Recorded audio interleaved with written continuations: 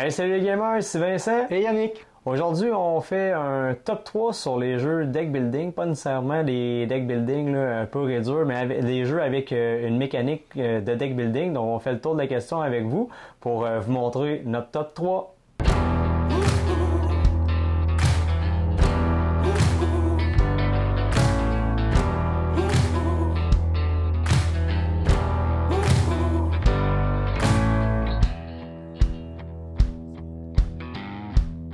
Donc, Yannick, est-ce que tu voulais commencer avec en troisième position, ton deck building en numéro 3? Oui, bien sûr.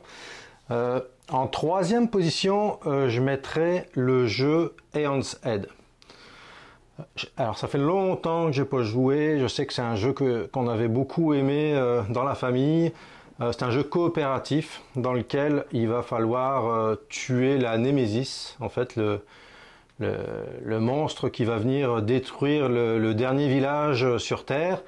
Et puis nous, on va devoir prendre la défense de ce village et puis sauver le village en tuant la Némésis et puis ses petits amis monstrueux qu'elle va nous envoyer pour nous combattre. Donc honnêtement, là, ça fait très longtemps que j'ai joué et je rentrerai pas dans le détail des règles, mais bon savoir, comme je l'ai dit, c'est un jeu coopératif dans lequel on a un deck de base, de départ, comme souvent dans les deck building. On a tous le même deck et puis on va pouvoir l'améliorer en allant piocher des sorts. Et puis ces sorts, au fur et à mesure de la partie, évidemment, on va pouvoir en récupérer des plus puissants pour aller tuer les Némésis chacun à notre tour. Il y a également des brèches qu'on va devoir travailler pour les ouvrir pour pouvoir lancer certains sorts et puis gagner en puissance pour aller tuer la Némésis. C'est un jeu, il y a eu beaucoup de dérivés de ce jeu-là. Le jeu qu'on a chez nous, c'est le jeu de base, le premier jeu. La deuxième édition, je pense. C'est possible, ouais. Je sais même pas. Avec les cartes, moi j'ai checké, c'est la deuxième édition là, que t'as. Et puis, donc un jeu vraiment coopératif où on va vraiment, c'est vraiment du full coop. Là, on va travailler vraiment tous ensemble. Et puis, en fonction de la puissance de nos partenaires, on va pouvoir dire, tiens, moi, à ta place, j'utiliserai ce sort-là, regarde-moi au tour suivant ce que je vais pouvoir faire, etc. Donc, c'est vraiment, on travaille vraiment tous ensemble pour sauver notre petit village. Donc, c'est mon troisième choix. Désolé, je rentre pas dans les détails du jeu, mais c'est un jeu à essayer pour les gens qui aiment bien les deck building coopératifs. Là, c'est un must-have. Fait que là, avec ce jeu-là, la gang, là, ceux qui ont un petit chef de meurtre là, dans le groupe de joueurs, c'est peut-être pas nécessairement le bon jeu, parce que probablement que cette personne-là va tout décider à ta place ce que tu vas faire. Donc, on te le rappelle, jeu coop en équipe. C'est ça. Donc, pour moi, mon top 3, je vais commencer avec, ça fait des années que ça existe, il y a plusieurs versions également. Moi, c'est Clank. Donc, en fait, Clank, on est dans plusieurs voleurs dans un donjon. On est à la recherche d'artefacts. Donc, dans les deck building, avec Clank, on a un deck de départ où on pige 5 cartes. Donc, avec ces cartes-là, on peut... il y a marqué plein de choses en fait sur la carte. Ça peut être des points de combat, des points de déplacement, la monnaie de jeu où tu peux acheter plusieurs cartes pour améliorer en fait ton deck et pouvoir progresser là, plus rapidement que les autres là, dans le donjon à la recherche d'artefacts. Lorsque tu as trouvé cet artefact-là, tu dois te dépêcher de ressortir pour pas mourir dans le donjon et repartir avec aucun point. Donc dis-toi ce qui est bon pour toi et bon pour les autres aussi. Donc ils sont vraiment à la course dans le donjon pour essayer d'arriver plus rapidement que toi et sortir le plus rapidement pour pas mourir. On s'entend, ça se fait pas en claquant des doigts. Bien sûr, tu as des chemins barrés, tu vas devoir avoir des clés, tu as des passages qui vont te demander plus de pas. Des fois, tu peux trouver des objets, pas des artefacts, mais des objets en fait cachés qui peuvent t'aider, qui peuvent te donner des bonus pour t'aider dans certaines situations. Bref, une belle petite course que tu dois faire, essayer d'avoir une mécanique de jeu là, pour te débarrasser en fait de tes cartes de base, parce que plus que tu achètes des cartes, plus que ton deck est gros, plus que c'est long d'avoir les bonnes cartes. Donc, il y a une façon aussi de se débarrasser, en fait, de ces cartes. Et il faut faire attention aux méchants dragons dans le donjon. Parce que, bien sûr, le dragon, vous faites du bruit, le dragon vous fait peur et éventuellement, ça se peut que vous perdiez des points de vie. Donc, il faut essayer de ne pas mourir et de ramasser un maximum de points. Donc, ça, c'est dans le jeu de base Clank, mais il y a une nouvelle version qui est sortie il y a quelques temps qu'on appelle Clank Catacomb. On sait qu'ils ont rajouté des nouvelles petites mécaniques. Moi, ce que j'aime beaucoup dans ce nouveau Clank-là, c'est vraiment la planchette de jeu modulable. En fait, là, dans toutes les Clank, tu le sais, il y en a plusieurs, c'est toutes des planchettes de jeu. Recto verso, il y a différents chemins. Dans ce Clank-là, Catacomb, c'est des tuiles. C'est des tuiles cartonnées carrées où tu dois agencer les différentes trajectoires ensemble. Ce qui est le fun dans celui-là, c'est que c'est jamais la même partie. C'est jamais la même partie. Fait que ça va être beaucoup pour la rejouabilité. Bref, je vous en dis pas plus. Il y a vraiment une quantité astronomique là, de vidéos règles là, sur les différents Clank. Donc, pour moi, Clank numéro 3 pour moi. Super. Et excellent jeu, vraiment. Oui, Clank. Il aurait pu effectivement être aussi dans mon top 3. C'est un jeu qu'on apprécie aussi beaucoup. Puis c'est un jeu qu'on peut jouer en famille aussi. C'est pas destiné à des gens expérimentés dans les jeux de société.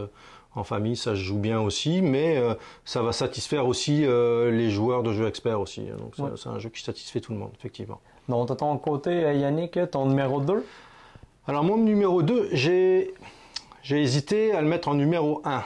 Mon numéro 2 et mon numéro 1 seraient presque, je te dirais, quasiment ex aequo. Mais je vais le mettre en deuxième, c'est Mystic Vale. Alors Mystic Vale, c'est un jeu, je crois, qui n'est pas sorti en français au Québec, de mémoire, si je ne me trompe pas.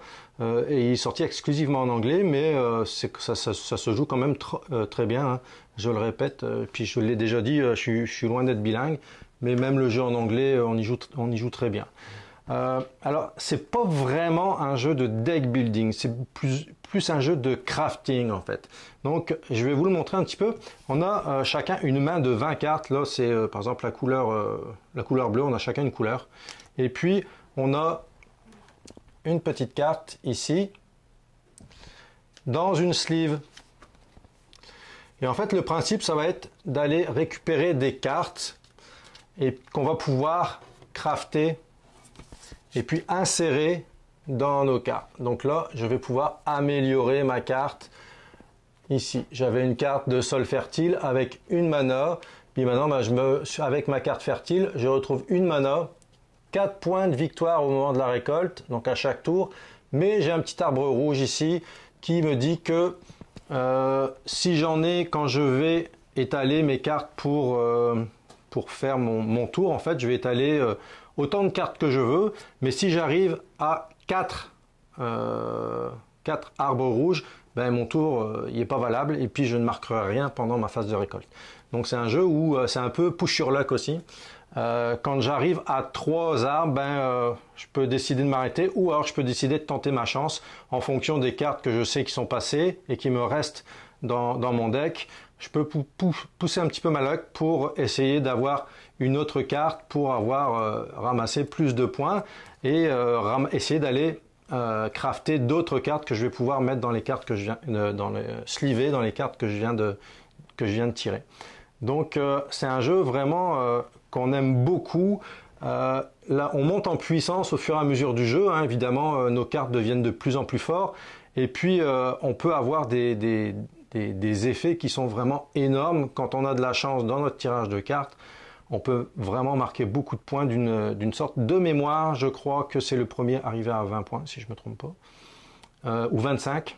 Enfin bref, arrivé à une certaine limite de points, la partie s'arrête. Et on va compter le nombre de points qui nous restent sur nos cartes pour savoir quel est le vainqueur. Donc un jeu qu'on aime beaucoup, c'est très original ce système-là. Ça change des deck building un petit peu classiques. Faut toujours réfléchir en fonction des cartes qu'on a tirées, quelles cartes on va pouvoir les ramasser. Il y a plusieurs niveaux de cartes qui vont coûter plus ou moins cher. Donc en fonction du nombre de mana qu'on a, on va pouvoir en acheter des plus ou moins fortes. Au début, c'est sûr, on en achète des pas fortes. Et puis après, on a toujours aussi moyen de se débarrasser des cartes les moins fortes qu'on a pour augmenter la puissance de notre jeu de cartes. Okay. Donc, pour ceux qui sont curieux là, pour ce système de jeu-là avec Mysticville, la compagnie en a fait 2 autres avec Age of the Darkness et Dead Reckoning. Dead Reckoning, c'est au niveau une thématique là, de piraterie que moi j'ai essayé. Honnêtement, c'est vraiment une très belle expérience, ce jeu-là. Le seul petit hic, en fait, dans ces jeux-là, ils ont toutes la même problématique. C'est que vu qu'on rentre des cartes, dans des sleeves, ben, quand tu arrives à la fin du jeu pour le défaire, ça se peut que ça soit long un petit peu. Mm-hmm. Mais l'expérience, elle est le fun. C'est juste que pour le rangement, c'est un petit peu long, en fait, tout défaire les sleeves. Là. Effectivement, défaire les cartes et puis les ranger dans le bon ordre si on veut avoir un jeu bien rangé aussi.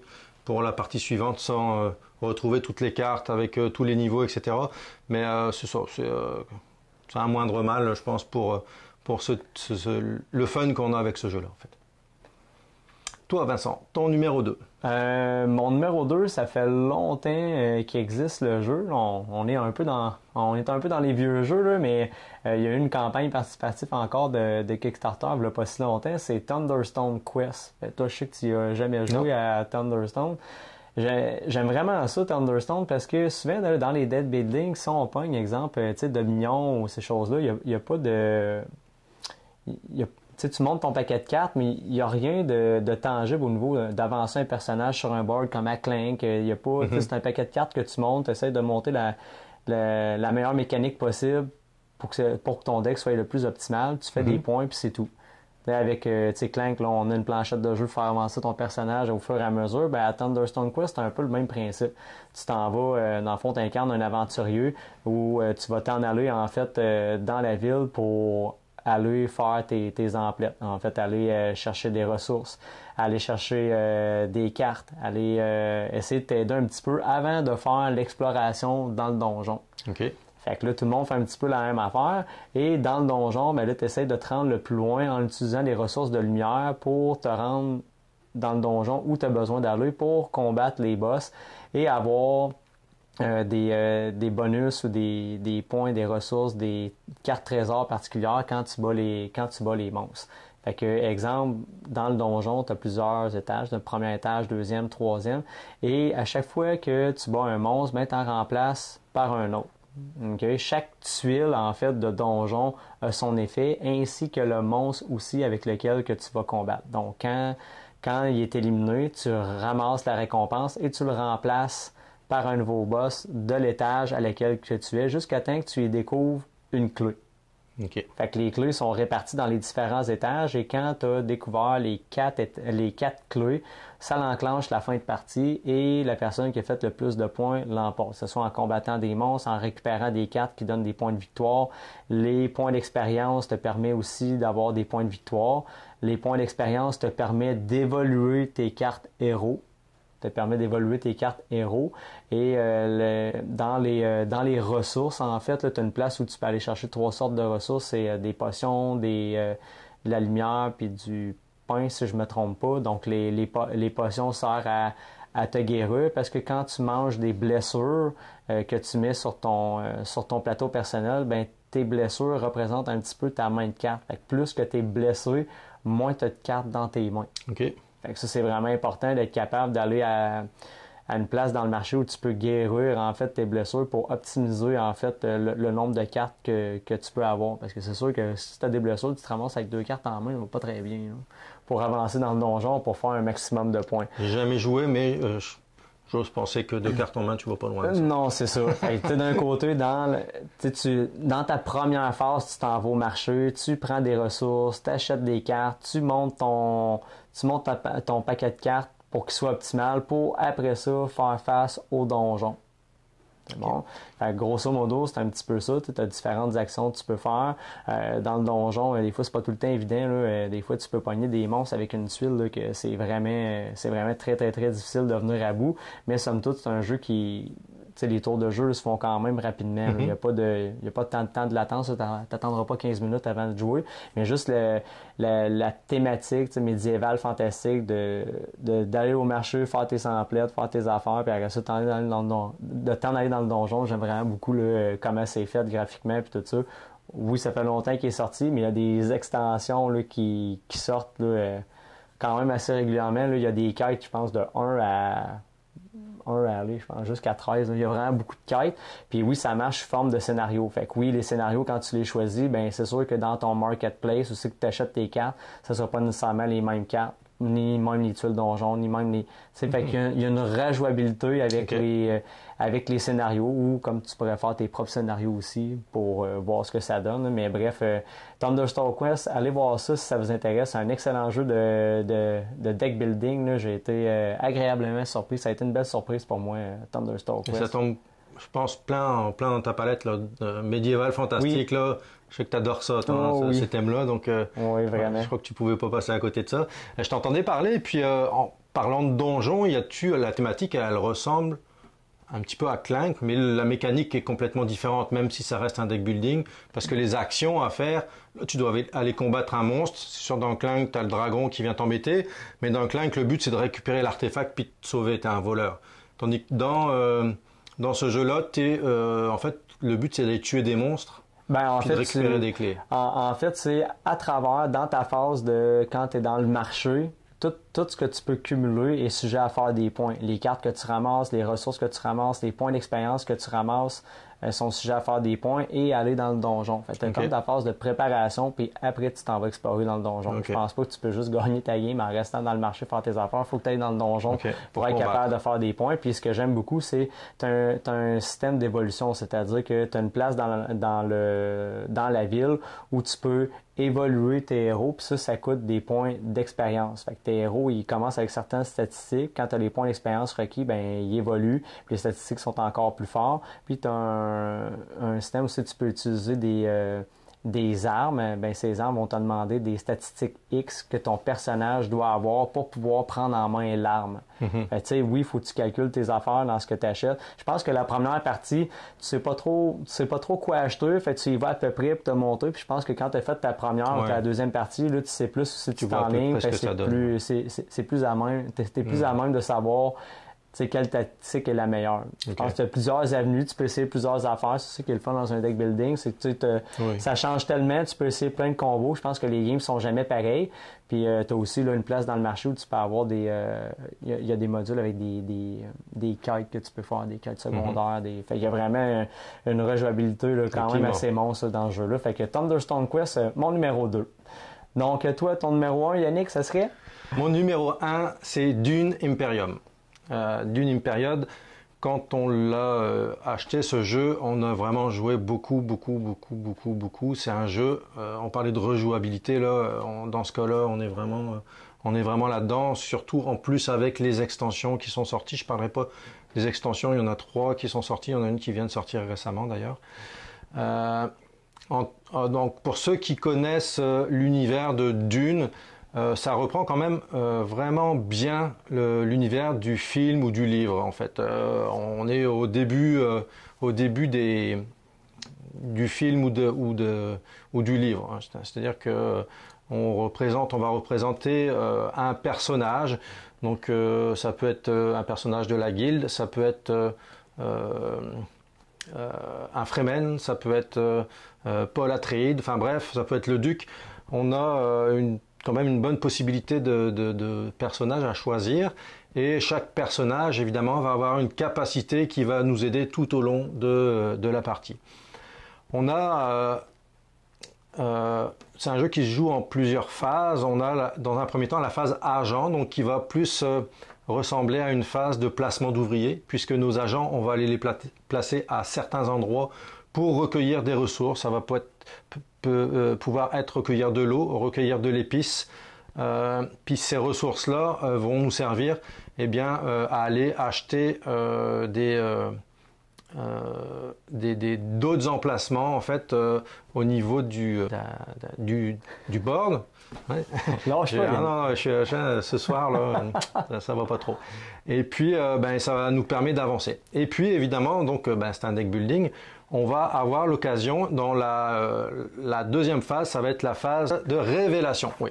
Donc quand on a joué nos cartes, merci Vincent de ton soutien. Quand on a joué nos cartes, on n'est pas obligé de jouer toutes nos cartes pour placer nos agents. Il va nous rester des cartes, puis dans la deuxième phase, c'est la phase de révélation. Donc en fonction de ce qui va nous rester sur nos cartes, là on va pouvoir aller acheter d'autres cartes avec les points de Coupé, pris les points de 140. persuasion. On coupera. Les points de persuasion, donc en fonction du nombre de points de persuasion que je vais avoir sur les cartes que je vais avoir révélées pendant le tour révélation, bah, je vais avoir une rivière de cartes sur laquelle je vais pouvoir choisir des cartes que je vais pouvoir inclure dans mon deck. Je ne vais pas les inclure dans mon deck directement, je vais les mettre dans ma défausse, puis quand ma main carte sera vide, ben, je vais pouvoir prendre ma défausse, brasser ma défausse et puis éventuellement pouvoir récupérer ces cartes-là. Donc, on va forcément grossir comme le principe de deck building, grossir nos capacités avec les cartes qu'on va pouvoir avoir choisir, qui va nous donner des possibilités différentes de pouvoir grimper dans le jeu et puis pouvoir avoir les points de victoire. Donc sachant que dans la première phase, la phase argent, quand j'ai un agent qui est placé à un endroit, si je joue deuxième joueur puis que cet endroit-là m'intéressait, ben, je ne vais pas pouvoir y aller. Donc il faut aussi, c'est un jeu qui est quand même très tactique aussi, en plus de placement d'ouvriers, deck building, très tactique. Il faut vraiment calculer ses affaires et en fonction de ce qu'on veut faire, en fonction de la capacité de notre personnage qui va pouvoir nous aider à faire des actions plus bénéfiques que d'autres. Donc il faut vraiment beaucoup réfléchir à ses affaires. C'est un jeu vraiment très intéressant. Ça, c'est mon premier au niveau des deck building. J'ai jamais joué à Dune. J'avais vu des vidéos règles, là, comment ça marchait, tout ça. Ça semblait très intéressant. Le fait de pourquoi je l'ai pas acheté, c'est je connais pas l'univers de Dune. Fait que quand j'ai vu les cartes qui représentaient les personnages, on dirait que ça m'a comme donné un frein, mais niveau mécanique de ce que j'ai vu, ça avait l'air vraiment bien. C'est pas pour rien qu'il est bien classé sur BGG. Je pense qu'il est dans le top 10. Là. Ah, ça se peut. Ouais, il est vraiment très bien classé, là. Mais c'est sûr que c'est un jeu que tu apprécierais en dehors de ne pas connaître l'univers de Dune. Moi, je suis un grand fan de Dune. Là, dernièrement, les films de Denis Villeneuve, je les ai vus. Puis, je suis un grand fan de Dune. J'ai lu également les livres. Donc, le jeu, je ne pouvais, je pense, que l'aimer. Quelquefois, il y a des jeux qui sortent en fonction de films ou de livres. Puis, on s'y retrouve un petit peu moins. Mais là, Dune Imperium, non, c'est vraiment un très bon jeu. Il y en a beaucoup d'autres qui sont sortis de jeux sur le thème de Dune. Et c'est le seul que j'ai. J'ai jamais essayé les autres, mais celui-là me suffit amplement, en fait. Moi, de mon côté, mon numéro 1, c'est Les Ruines perdues de Narak. Fallait que j'en parle, j'ai joué récemment, j'ai vraiment fait ce jeu-là. Là, il y en a qui vont dire, ouais, deck building. Oui, il y a quand même une partie de deck building, c'est pour ça qu'on a parlé durant la vidéo. Mécanique de deck building. Donc, Les Ruines perdues de Narak, je le compare un petit peu à Indiana Jones et les trésors perdus. Oui, là. Tout à fait. C'est vraiment ça, là. On s'en va explorer différentes contrées. En explorant, ben oui, on recueille des ressources précieuses, mais on y découvre aussi des monstres menaçants qu'on va devoir se débarrasser pour justement pas manger de malus. Puis ce que j'aime dans ce jeu-là, ben oui, il y a beaucoup d'exploration, puis il y a la piste de temple où t'as comme une loupe en fait là, que tu dois aller explorer en payant les ressources. Plus que tu explores avec ta loupe, plus que tu as de bonus et de points de victoire. Et tu as ton petit manuscrit qui suit en arrière pour un peu écrire les récits de tes aventures dans le temple qui ne doit jamais dépasser la loupe. Elle peut être en arrière égale, mais jamais dépasser la loupe. Donc, tu calcules tes affaires. Honnêtement, c'est vraiment très difficile de monter sur cette piste-là. J'ai réussi une fois à monter au bout. Puis même rendu au bout, tu as une façon pour aller acheter des tablettes de la pyramide pour faire encore plus de points. Mais tabarouette qu'il faut que tu calcules tes ressources. Ouais, vraiment. Mais oui, c'est ça, fait que t'as une piste d'exploration du temple et t'as un autre plateau de jeu, en fait, ou une autre partie du plateau où tu explores les différentes contrées.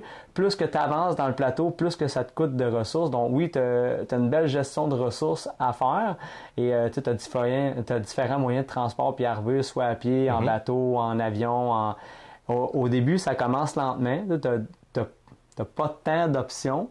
Puis après ça, au deuxième tour, tu as déjà beaucoup d'options. Puis là, rendu au tour 4 et 5, là tu es all-in sur les options. Tu en as de tout bord, de côté. Une belle salade de points. Où je vais en venir avec le deck building, c'est que oui, effectivement, tu as une option dans le jeu où tu peux acheter des cartes, des outils à ta disposition pour t'aider et des cartes artefacts. Moi, ce que j'aime dans cette mécanique de deck building-là, c'est que quand tu achètes les cartes, normalement, on la met dans le deck building, on achète de quoi puis on la met dans la défausse. Mais là, c'est pas le cas. Là, on prend la carte puis on la met en dessous de notre paquet en cours. Mais que, tu sais, nos cartes, on les a déjà utilisées, fait qu'on sait qu'on va les utiliser, ces cartes-là, dans probablement le prochain tour. C'est comme les artefacts quand tu les achètes. Les artefacts, quand tu les achètes, tu payes les ressources, tu utilises son effet tout de suite, puis en plus, tu as mis en dessous de ton paquet en cours qui est encore là. Tu sais, des fois, dans des decks... Tu sais que ça va sortir bientôt. Tu sais que ça va sortir. Fait que ça, j'aime vraiment ça. Puis souvent, dans un deck building, quand t'es rendu vers la fin, mais des fois, tu achètes des cartes, tu mets ça dans ta... Mais tu sais que tu sais que tu l'auras pas. Ouais. Tu sais que tu les utilises pas là-dedans, ben t'es au moins sûr de les avoir utilisées au moins une fois tes cartes. Est-ce que tu achètes une tonne de cartes? Non, c'est pas comme dans un... je sais pas si tu connais le jeu Ascension Deck Building. De non, mais j'ai pas joué. Aussi que tu vas te ramasser des fois avec un paquet de 30, 40 cartes, là, c'est pas ça. Tu sais, oui, tu as un petit paquet de cartes, mais ce petit paquet de cartes est quand même très optimal parce que tu as plusieurs façons de te débarrasser des cartes qui te pourrissent la vie. Parce que des fois, tu peux te ramasser avec des cartes qu'on appelle des cartes peur. Oui. Puis ces cartes peur, en dehors de te faire des malus, ils te permettent de te déplacer avec un déplacement de botte, mais les déplacements à pied que tu fais sont très basiques dans le sens que c'est pour aller te chercher des ressources. Parce qu'en dehors de ça, à partir du moment où tu veux explorer plus loin, ben ça te prend un véhicule, ça te prend un bateau, ça te prend un avion. Et tu as toujours moyen de dépenser des dollars pour avoir un avion. Un avion, c'est comme un joker qui te permet de représenter un bateau, un véhicule. Tu peux aller partout. Tu peux aller partout, en fait. C'est comme un joker. Là. Fait que oui, il y a une belle gestion de ressources à faire. Il y a une belle mécanique de deck building où tu peux optimiser, parce que ça aide vraiment beaucoup, je pense, d'avoir les cartes dans les, peut-être pas au premier tour, là, mais dans les tours à venir. Oui, c'est très pratique.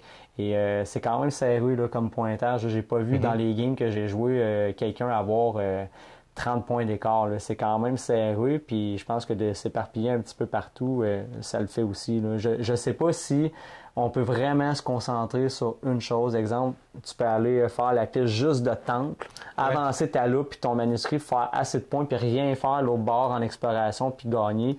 Je sais pas. J'ai tout le temps poussé dans les deux options. Il avait été dit que la piste de temple, c'était essentiel pour gagner.